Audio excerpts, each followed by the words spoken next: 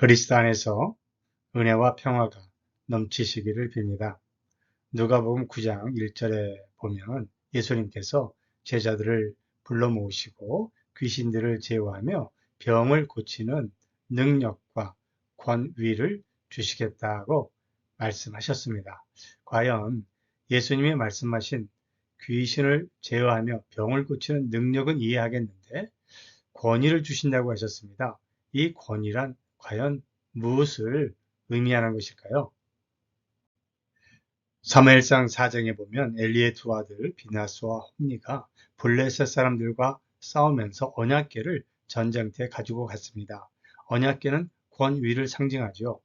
이들은 하나님의 권위가 전쟁을 이길 수 있는 능력, 힘으로만 생각했습니다. 권위는 단순히 힘이 아니죠. 우리는 때로 이렇게 착각할 때가 있습니다. 권위란 무엇일까요? 그것은 임재를 상징합니다. 어린 동생이 동네에서 자기의 큰형과 함께 있을 때는 다른 친구들이 자기를 함부로 하지 못합니다. 그것은 내 뒤에 누가 있기 때문에요? 형이 있기 때문에 그렇습니다. 이렇게 권위는 내 뒤에 있는 분을 보여주는 것이죠. 그래서 예수님께서 제자들에게 능력과 권위를 주신다고 하는 것은 귀신을 제어하거나 병을 고칠 때에 그들과 함께 계시는 예수님의 임재, 하나님의 임재를 보여주는 것이 바로 진실한 권위입니다. 가정에서도 아버지의 권위는 이렇게 하나님 아버지가 계시는 것을 보여주는 것이 진정한 아버지의 권위가 될 것입니다. 사사기 26장에 보면 삼손이 두 눈을 뽑혀가지고 블레셋 사람들의 잔치에 끌려가게 됩니다. 여기에서 삼손은 하나님 앞에 간절히 기도하죠. 한 번만 생각해 달라고. 그리고 한 번만 더 강하게 해달라고 기도합니다. 삼손의 머리카락은 거기에서 힘이 나오는 것이 아니라 그 머리카락은 하나님의 임재의 상징이었을 뿐입니다. 그러므로 머리카락이 다시 자라서 힘이 생긴 것이 아니라 하나님의 임재를 간절히 구한 삼손에게 힘을 주셔서 단번에 원수를 갚게 해 주셨습니다. 2차 대전 중에 미군 한 사람이 굶주린 미군 포로들에게 빵을 하나 던져 주었습니다. 서로 싸우는 걸 보고 싶었기 때문이죠.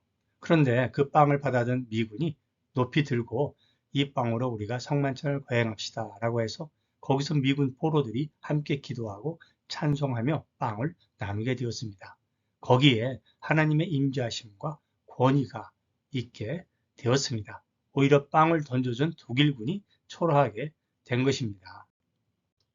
그래서 권위는 하나님의 임재하심을 상징하는데요. 하나님의 임재하심이 있는 곳에는 사랑이 넘치고 은혜가 풍성한 곳이죠. 약한 자를 도와주고 또 어려운 사람을 배려해주고 낮은 곳에 있는 사람을 높여줄 수 있는 곳, 그곳이 바로 하나님의 임재하심이 드러나는 곳이며 우리가 하나님의 권위로 일한다고 할 때 우리는 이렇게 일하는 것입니다. 그래서 마태복음 19장에서 예수님께서 나중된 자가 먼저 된다고 하신 그 말씀이 저는 이렇게 생각이 듭니다. 진정한 하나님의 임재하심으로 권위가 있는 곳에서는 하나님의 사람들이 먼저 약한 자를 배려해 주기 때문에 나중된 자가 먼저 될 수 있도록 그렇게 밀어줄 수 있는 곳이 바로 하나님의 나라요. 여기가 천국이요. 하나님의 권위로 일하는 교회요. 가정이 될 것입니다. 다윗은 군사들과 함께 전쟁을 하게 됩니다. 그런데 지친 200명이 뒤처지기 때문에 그들을 뒤에 남겨두고 전쟁터에 나가서 싸워 이기게 되죠. 전리품을 많이 가지고 돌아오는데 다윗은 그 뒤에 뒤처진 200명에게도 똑같이 전리품을 나누어주는 넓은 마음을 보여주었습니다.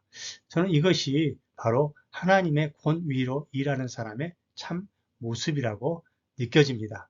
우리가 하나님의 임재하심으로 압도당했을 때 우리는 진정 내 가슴을 열게 되고 내 호주머니를 열게 되고 내 힘과 뜻과 정성을 다해서 하나님을 사랑하는 것처럼 이웃도 사랑할 수 있는 그런 하나님의 임재하심으로 완전히 붙들려 버린 성령 충만한 백성과 그리고 성도들과 제자들이 될 줄로 믿습니다.